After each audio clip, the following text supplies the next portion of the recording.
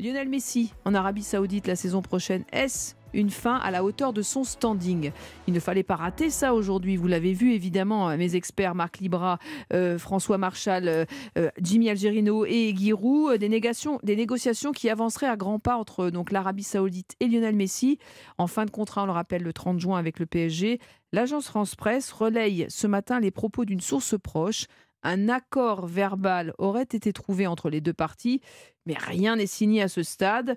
Messi ne donnera pas sa réponse avant le 3 juin, qui est la date de fin du championnat de Ligue 1, quoi qu'il arrive. Alors, si le nom du club n'a pas filtré, plusieurs médias ont évoqué ces derniers jours l'existence d'une offre mirobolante d'Al Hilal, l'un des deux gros clubs du pays, évaluée à 400 millions d'euros par an pour faire venir Messi et recréer donc cette fameuse rivalité qu'on attend, que les spécialistes attendent avec Cristiano Ronaldo, qui lui a été débarqué cet hiver du côté de Al Nassr. Est-ce que Lionel Messi mérite de finir sa carrière dans cette lointaine contrée et ce championnat? Tiens, Juan José Dorado arrive à l'instant en direct et en intégralité. Sur Europe 1, Buenas tardes, notre spécialiste, le spécialiste européen du foot espagnol. Je vous prends comme ça, à froid.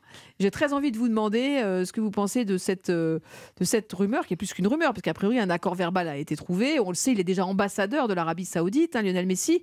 Selon vous, est-ce une fin digne du personnage? Est-ce qu'il va y aller vraiment? Est-ce qu'il va y aller vraiment? Alors, c'est une fin digne. On aurait préféré qu'il reste en Europe. Je pense qu'il préfère rester en Europe.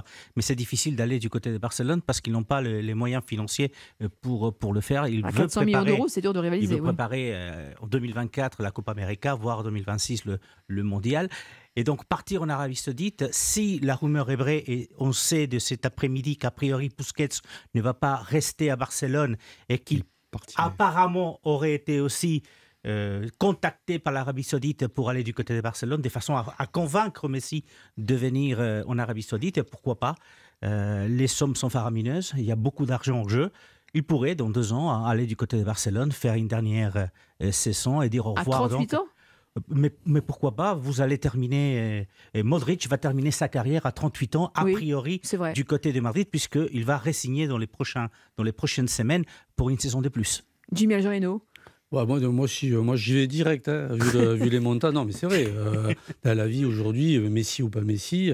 Non, mais après, s'il veut vraiment préparer la Copa América et la Coupe du Monde 2026, si ça reste un de ses objectifs, c'est pas en jouant dans ce championnat qu'il va se préparer au mieux. Il y a des préparateurs physiques. Non, je pense qu'au départ, ce qui était le fait de vouloir rester en Europe, je pense qu'il y avait aussi l'histoire du Ballon d'Or, parce que ça se jouait. C'est vrai que Haaland. Donc je pense, si en plus de ça il y va, pour moi, que je pense qu'il est plus ou moins garanti, qu'il a la garantie d'avoir le Ballon d'Or au mois de novembre, parce que c'était surtout ça aussi, parce que la préparation, que ce soit là-bas ou à Paris, il va la faire, il y aura pas de problème. Au niveau de l'adversité, de l'opposition sur les matchs, c'est quand même moins rugueux, c'est moins. Pour un joueur comme ça, après, il va pas ça sera pas un problème. Après, effectivement, moi, je pense qu'il va attendre aussi que Barcelone se remette à flot et puisse le faire revenir. Et là, on aura une fin idéale pour Messi, pour sa carrière, et puis surtout le fait de terminer à Barcelone. Marc Libra. Sur un plan financier, c'est exceptionnel. Après, l'ambition de vouloir... Parce que ce qui change, c'est qu'on se dit que c'est la Coupe du Monde qu'il remporte, c'est la dernière. Mais le problème, c'est que maintenant, il a envie d'autre chose. C'est-à-dire que là, il s'est enflammé, il se dit, finalement, je peux faire encore autre chose. S'il veut faire autre chose, c'est pas en partant de l'Arabie Saoudite qui va le faire. C'est pas possible. Parce qu'il ne pourra pas se préparer. Parce qu'il n'y a qu'à voir déjà Cristiano Ronaldo. Vous avez vu l'état de Cristiano Ronaldo, les gestes qu'il est capable de faire, il est énervé. Est-ce qu'il prend du plaisir? Le Cristiano Ronaldo, tout magnifique, tout beau qu'il est, on le voit actuellement, je regarde les matchs, mais il n'a aucun plaisir. Il joue avec des mecs qui sont... je suis désolé, c'est comme s'il jouait avec moi maintenant, j'ai 50 piges au bout du rouleau. Mais quel plaisir il prend?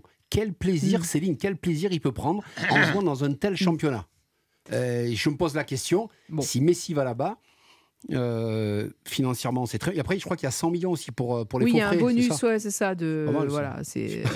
Vous avez oublié celui-là, voilà. Giroud, sur ce choix de Messi qui pour l'instant on reste au conditionnel, un accord verbal est trouvé, rien n'est signé. Bon, dans le golf, je crois qu'il y a un problème climatique aussi. Je suis allé en mission dans le golf une fois, et j'avais appris que pendant une grande partie de l'année, il fait tellement chaud que les gens, dans la journée, ils restent climatisés chez eux. Ils faisaient les entraînements à 1h du matin. qui était l'heure à laquelle il faisait moins chaud. Et ben, il a 36 ans, il peut choisir, il a beaucoup d'argent. Est-ce qu'il va accepter d'aller se mettre dans la fournaise pour faire des matchs de niveau deuxième division, disons, d'une manière générale, avec quelques grands joueurs?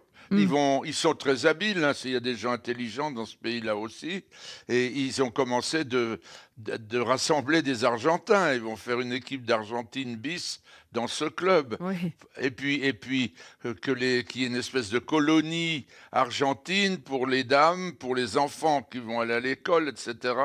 Ça sera moins difficile humainement, parce que mettez-vous à sa place avec déjà tout ce qu'il a gagné sportivement, c'est très difficile d'en faire plus. Et ce qu'il a gagné financièrement, il doit y en avoir quand même assez déjà pour ses petits-enfants. Oui, c'est sûr. Voilà. Alors, pourquoi aller se mettre dans des conditions difficiles alors qu'en Espagne, par exemple, ou en France, alors on est bien, on a des climats corrects. D'ailleurs, ils ne gèlent plus. En tout cas, ouais. C'est plus confortable de vivre à Paris quand même que dans une ville du Golfe. Oui, d'autant que semble-t-il, sa femme, en tout cas Mme Messi, ne goûterait pas énormément le fait de s'expatrier là-bas. Il a repris d'ailleurs, Lionel Messi, aujourd'hui l'entraînement collectif avec le Paris Saint-Germain. Après cette semaine de punition, Juan José Dorado, il va quitter Paris. C'est fini. Je pense qu'après ce qui l'histoire s'est d'amour passé, avec Paris, si elle n'a pas été, si ça n'a pas vraiment été une histoire d'amour, elle est déjà finie, quoi. Écoutez, il n'a jamais eu d'histoire d'amour. Rappelez-vous les larmes de Messi quand il est parti de Barcelone. Donc il est arrivé à Paris, c'est une très belle ville, la qualité de vie était magnifique pour les enfants, pour sa femme, mais c'est pas la ville à laquelle il voulait venir. Il aurait voulu rester du côté de Barcelone. Donc, il n'y a pas d'histoire d'amour avec Paris. Et après ce qui s'est passé cette semaine, ça paraît compliqué qu'il puisse continuer du côté du PSG parce qu'à un moment donné, il va avoir le public contre lui s'il n'a pas les performances que tout le monde attend. Et vous l'avez dit, à 36 ans, c'est compliqué d'avoir les performances. Justement, quel accueil pourrait-il avoir au parc samedi face à Ajaccio après cette semaine de purgatoire? Il y avait une réunion entre le club et les supporters. Je pense que tout le monde va faire en sorte que ça se termine bien. Mais bon, pour parler du fait qu'il ne puisse pas rester au Paris Saint-Germain, mais je pense que le Paris Saint-Germain ne comptait pas le garder, ou du moins aux conditions que demandait Messi, ou ne serait-ce que même des conditions qu'il a actuellement. Il y a un projet qui est avec Mbappé, et je crois qu'Mbappé veut l'affiche à lui tout seul et avoir des joueurs pour lui. Et je pense que Messi et encore plus Neymar ne font pas partie de ce projet-là. Et le club devait donner des gages à Mbappé déjà l'été dernier. Et là, c'était obligatoire parce qu'il ne faut pas oublier que Mbappé, il lui reste qu'une année de contrat. Donc, il faut soigner ses exigences. Marc Libra. Si j'entends Jimmy, et c'est vrai que j'ai lu et j'entends souvent la même, c'est qu'on a sacrifié peut-être les deux meilleurs joueurs du monde. Enfin, Neymar est quand même très important, même quand on voit quand il est blessé, ce qu'il apporte quand il n'est pas là, le manque, et Messi pour Mbappé. Donc c'est quand même lunaire. Parce qu'on parle quand même de Messi. Oui. Je pense que Messi, ce qui s'est passé, ils ont insulté sa mère, sa grand-mère, ils ont fait la totale. Donc à un moment donné, on ne l'a jamais respecté. Je pense que même la presse ne l'a jamais respecté. On ne s'est jamais rendu compte du joueur qu'il est. La plupart des gens, ou des consultants, ou journalistes, nous expliquent mais il ne court pas. Mais on le sait qu'il ne court pas, c'est pas nouveau. Il a couru quand il avait entre 20 et 23. Et après, on gère, on est en gestion totale. Et aujourd'hui, on s'étonne. Ah ouais, mais on a quand même, pour moi, on a mis Messi dehors. On a mis le meilleur joueur du monde en France, mais pas que le PSG, tout le monde. On l'a tous mis dehors. Juan José Dorado, que dit l'Espagne actuellement de ces rumeurs de transfert en Arabie Saoudite, de ce départ de Paris? Comment l'Espagne vit ce feuilleton permanent?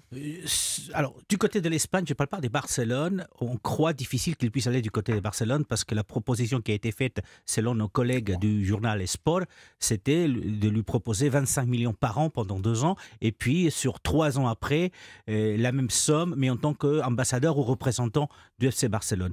Cette somme-là, c'est ridicule par rapport à ce qui est proposé du côté d'Arabie Saoudite. 400 millions pour les d'euros, Catalans, on le rappelle. Il est beaucoup plus proche. 600 millions au total avec les avantages en nature. Voilà, pour les Catalans, il est beaucoup plus proche de Barcelone. Mais pour le reste des observateurs, nous, on pense qu'effectivement, financièrement, Barcelone n'a pas les moyens de se payer aujourd'hui Messi, d'autant plus que Alba pourrait aussi partir du côté de l'Arabie Saoudite.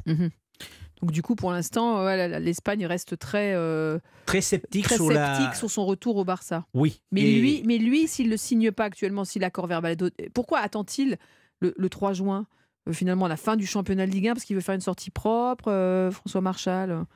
Pourquoi attend-il le 3 juin pour donner sa décision? Ouais, c'est ça, sa décision. En tout cas, s'engager vraiment. Il attend peut-être que le Barça réagisse aussi, qu'il y ait une contre-offre. Elle est sans doute pas prise, tout simplement, parce que l'Arabie Saoudite lui ouvre les portes visiblement, mais peut-être que c'est pas son premier choix. Et que, oui, en effet, lui, il attend peut-être que ça se débloque à Barcelone. De toute façon, il n'y a pas 50 solutions pour lui. Les États-Unis, l'Arabie Saoudite. Oui, il y a le projet effectivement américain qui s'évanouit un petit peu. Il reste pas grand-chose parce que financièrement, le montage financier est assez compliqué du côté des Américains et des Bécanes notamment. Mais je vous ai parlé des Busquets qui pourraient partir en Arabie Saoudite. Il y a Alba, mais il y a aussi Di Maria qui aurait été contacté. Donc on est en train de faire venir des gens très proches, des joueurs très proches. Et Paredes, même Verratti, puisque c'est un nom qui a été cité ces derniers jours. C'est une information. Donc, effectivement, si vous faites venir ces joueurs-là, c'est parce que Messi a donné ou va donner officiellement son accord pour aller jouer peut-être 1 voire 2 ans. Il attend déjà le 3 juin parce qu'à mon avis, le Ballon d'Or va se décider en fin de saison. Là. C'est là, ça va pas se partir sur septembre-octobre. Là, c'est là que ça se décide. Mais donc, ça va changer quoi?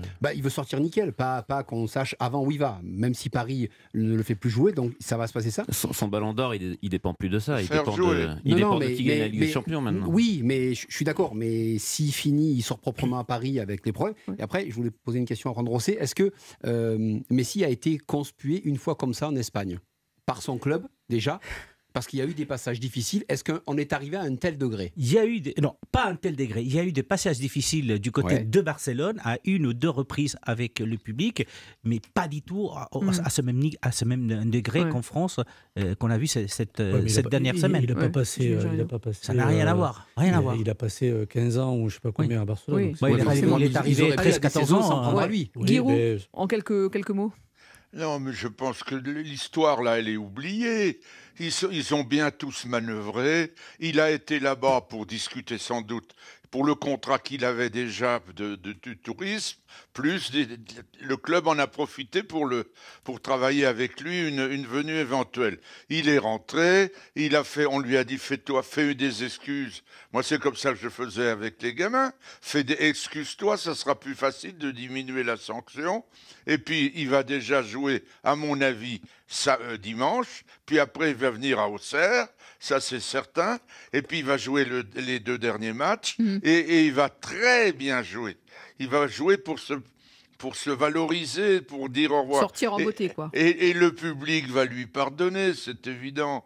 Le public parisien, il n'est pas mauvais. C'est un public, on disait les titis parisiens dans le temps. Oui. C'est un public sentimental, c'est un public extrêmement mêlé de tous les peuples d'Europe au moins, et même de la Terre.